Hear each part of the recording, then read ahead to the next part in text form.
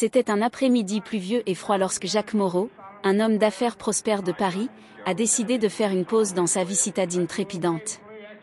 Il a choisi de se rendre dans sa maison de campagne de Chantilly, un havre de paix et de tranquillité entouré de vastes forêts et de champs luxuriants. Le chant lointain des oiseaux et le doux murmure des arbres constituaient une mélodie bienvenue comparée au rugissement constant de la circulation et au bourdonnement incessant des téléphones dans son bureau en hauteur. Fatigué de la routine frénétique, Jacques avait envie de temps de réflexion et de repos. Il ne savait pas que ce voyage allait changer sa vie pour toujours. Alors que je roulais sur la route sinueuse à travers la forêt, le bruit des essuie-glaces rivalisait avec la pluie qui martelait le toit de la voiture.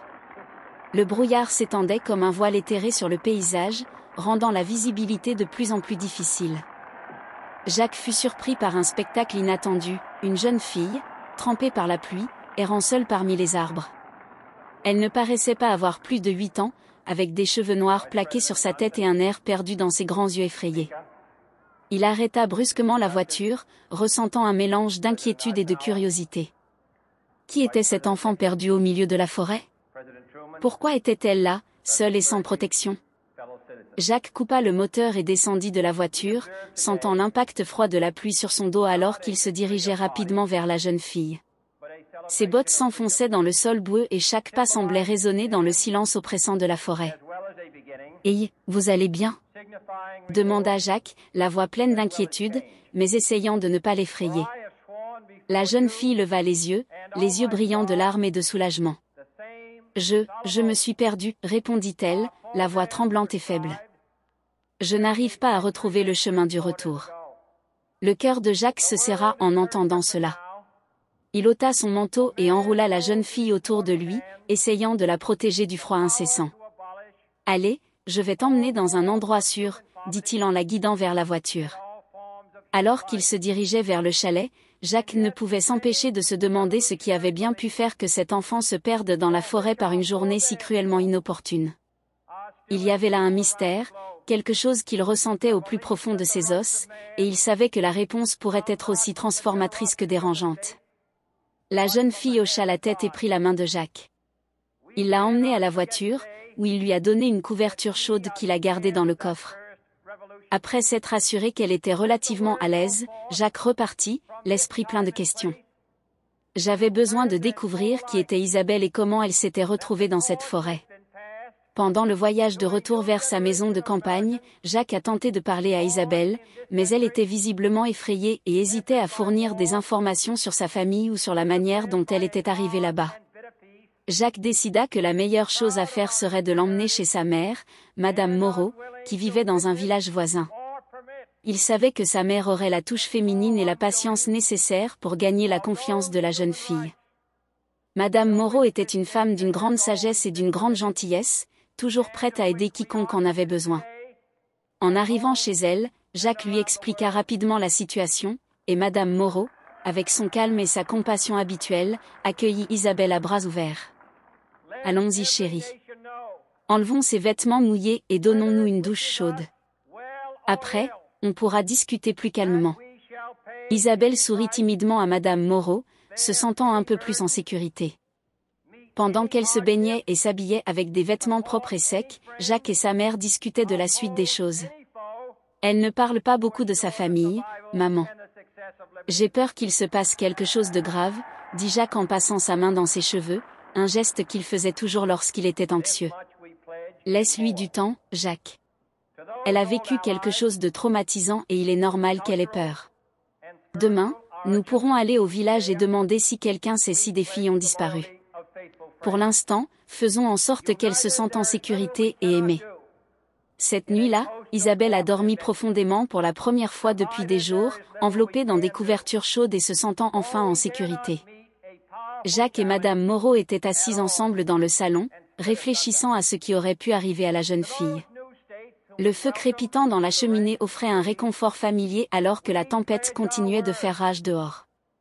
Jacques, d'un air pensif, tenait une tasse de thé, et Madame Moreau, assise à côté de lui sur le canapé, tricotait en silence.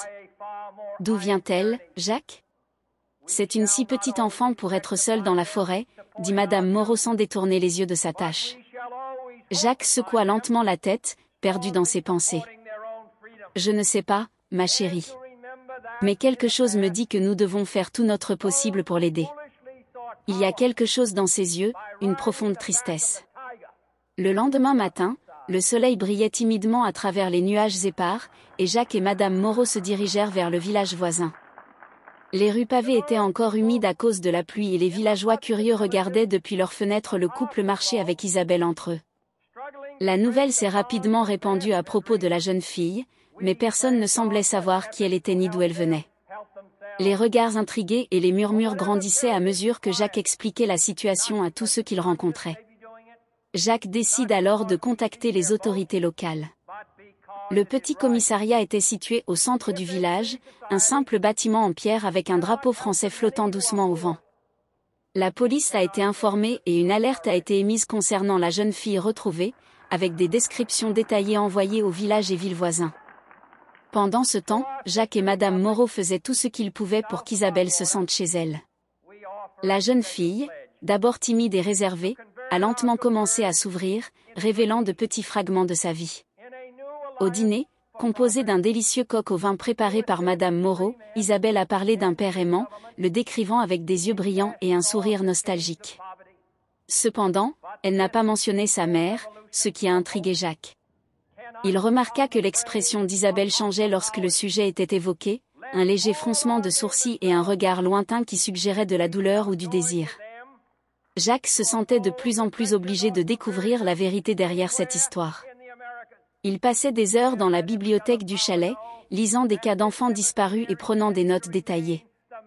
Madame Moreau, à son tour, se consacre à réconforter Isabelle, en l'impliquant dans des activités qui pourraient la distraire, comme le jardinage et la cuisine. La relation entre eux se renforça et Jacques ne put s'empêcher de ressentir une responsabilité et une affection croissante envers la jeune fille. Le mystère d'Isabelle devenait indissociable de leur vie, et il était déterminé à résoudre l'énigme, coûte que coûte. Un après-midi, en jouant dans le jardin, Isabelle trouve un vieil album photo. En feuilletant les pages jaunies par l'âge, elle s'arrêta devant une photo précise et interpella Jacques et Madame Moreau. « Voici mon père », dit-elle en désignant la photo d'un homme que Jacques reconnut immédiatement. L'homme sur la photo n'était autre qu'Henri Delacroix, un ami de longue date de Jacques. Henri avait disparu il y a quelques années dans des circonstances mystérieuses, et Jacques n'aurait jamais imaginé qu'Isabelle était sa fille. Jacques regardait Isabelle, perplexe. « Isabelle, es-tu la fille d'Henri Delacroix ?» La jeune fille hocha la tête et Jacques ressentit une vague d'émotions contradictoires. Il savait qu'Henri avait été impliqué dans des affaires louches, ce qui expliquait sa disparition soudaine. Mais que faisait Henri dans la forêt? Et où était-il maintenant? L'esprit de Jacques bouillonnait de questions sans réponse, et il savait qu'il lui faudrait beaucoup de détermination et de courage pour percer ce mystère. Déterminés à découvrir la vérité, Jacques et Madame Moreau se consacrent à enquêter sur le passé d'Henri. Ils commencèrent par rendre visite à d'anciennes connaissances et à des habitués des lieux où Henri avait l'habitude de se rendre. Chaque conversation semblait ouvrir une nouvelle porte vers une histoire plus sombre. Une visite dans l'ancien bar préféré d'Henri a révélé qu'il s'était fait de dangereux ennemis, des gens qui n'hésiteraient pas à recourir à la violence pour atteindre leurs objectifs. Les indices les ont conduits à un réseau de passeurs et de criminels avec lesquels Henri avait apparemment été impliqué. Jacques a découvert qu'Henri avait été entraîné dans ce monde souterrain pour tenter de rembourser ses dettes et de protéger sa famille. Cependant, à mesure qu'il creusait plus profondément, Jacques commença à se rendre compte qu'il avait affaire à quelque chose de beaucoup plus complexe et dangereux qu'il ne l'imaginait. Il entendit parler d'une organisation plus grande, dont les tentacules s'étendraient à travers la France et au-delà. Lors de ces investigations, Jacques et Madame Moreau ont dû se montrer extrêmement prudents. Chaque pas a été franchi avec un mélange de peur et de détermination. Ils ont utilisé des déguisements et de faux-semblants pour obtenir des informations, craignant d'être découverts à tout moment. L'atmosphère de Chantilly, avec ses forêts sereines et ses villages paisibles, contrastait fortement avec le monde sombre qu'ils découvraient. En approfondissant le mystère, ils découvrirent qu'Henri avait été trahi par ses partenaires. Il avait été la cible d'un piège cruel, où son seul choix était de fuir ou d'affronter une mort certaine. Pour protéger Isabelle, Henri la cache dans la forêt, lui ordonnant de ne pas sortir jusqu'à son retour. La jeune fille avait réussi à s'échapper lorsque les dangers approchaient, mais Henri n'a jamais été revu. La révélation fut dévastatrice pour Jacques et Madame Moreau. Ils savaient désormais qu'Henri avait tout risqué pour sauver sa fille, mais ce qui lui était arrivé après avoir laissé Isabelle dans la forêt restait une énigme. Jacques sentit un énorme poids sur ses épaules, la responsabilité non seulement de protéger Isabelle, mais aussi de découvrir le sort d'Henri. À partir de ce moment, la recherche devient personnelle pour Jacques. Il se promet de retrouver Henri, ou du moins de rendre justice à ceux qui l'ont trahi. Madame Moreau, à son tour, s'est consacrée à prendre soin d'Isabelle, lui offrant l'amour et la sécurité dont la jeune fille avait tant besoin. Pendant ce temps, Jacques s'enfonçait de plus en plus profondément dans le monde souterrain dangereux qu'Henri avait connu, déterminé à faire éclater la vérité, quel qu'en soit le prix. La révélation a apporté à la fois un sentiment de tristesse et de soulagement. Jacques s'est promis de prendre soin d'Isabelle comme si elle était sa propre fille, en s'assurant qu'elle mènerait une vie sûre et heureuse. Au fil du temps, la présence d'Isabelle a donné un nouveau sens à la vie de Jacques. Il devient un homme plus humble et plus généreux, laissant de côté l'ambition excessive qui guidait auparavant ses pas. Isabelle, à son tour, retrouve en Jacques et Madame Moreau la famille qu'elle avait perdue. Le mystère entourant le sort d'Henri n'a jamais été complètement résolu, mais la vérité partielle qu'ils ont découverte a permis à Jacques et Isabelle d'avancer. Ensemble, ils ont construit une nouvelle vie, marquée par la gratitude, l'amour et la promesse de se protéger pour toujours.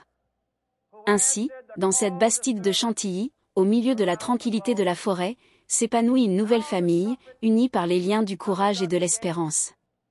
Le chant des oiseaux et le bruissement des feuilles dans le vent formaient une symphonie constante, une toile de fond sereine à la vie qui s'y déroulait. Chaque jour, Jacques, Madame Moreau et Isabelle resserrent leurs liens, trouvant réconfort et joie dans les petites choses, les repas partagés, les après-midi passés au jardin à entretenir les fleurs, et les soirées douillettes devant la cheminée, où des histoires et les rires ont rempli la salle. Jacques, qui a vécu autrefois au milieu du tumulte et des affaires de Paris, a redécouvert la beauté des choses simples et la valeur du temps passé avec ceux qu'on aime. Il apprend à Isabelle à pêcher dans le petit lac derrière la maison et à identifier les différentes espèces d'arbres et de plantes de la forêt. La jeune fille, à son tour, apportait une lueur d'innocence et de joie à la maison, son rire résonnant dans les couloirs et son esprit curieux remplissant les journées de découverte et d'aventure. Madame Moreau, par sa sagesse et sa patience, est devenue la figure maternelle dont Isabelle avait tant besoin. Elle lui a appris à cuisiner, à coudre et à apprécier la littérature, en lisant ces histoires qui ont éveillé l'imagination de la jeune fille. Sous sa direction, Isabelle a commencé à surmonter les traumatismes du passé et à trouver une nouvelle forme de confiance et de sécurité. Même dans les circonstances les plus inattendues, il est possible de trouver la rédemption et le bonheur. Jacques et Madame Moreau réalisent que, malgré toutes les souffrances et les incertitudes auxquelles ils ont été confrontés, quelque chose de beau et de durable est né de leur expérience. L'amour qu'ils développèrent pour Isabelle était aussi fort que n'importe quel lien de sang, et la jeune fille, en retour, les considérait comme ses véritables parents, comblant le vide laissé par l'absence d'Henri.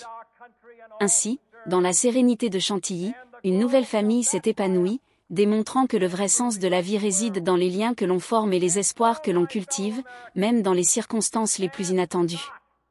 Jacques, Madame Moreau et Isabelle ont montré au monde que, malgré l'adversité, le courage et l'amour peuvent transformer n'importe quelle situation, apportant la rédemption et un bonheur durable. My fellow citizens of the world, ask not what America will do for you, but what together. Aidez-nous à atteindre l'objectif d'1 million d'abonnés. Abonnez-vous, cela nous motive à apporter plus d'histoires comme celle-ci.